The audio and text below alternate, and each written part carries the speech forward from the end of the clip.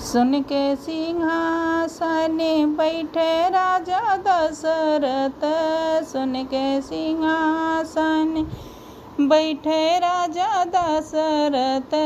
विनती करत भगवान, हाँ सीताराम से भजो। विनती करत भगवान, हाँ सीताराम से भजो।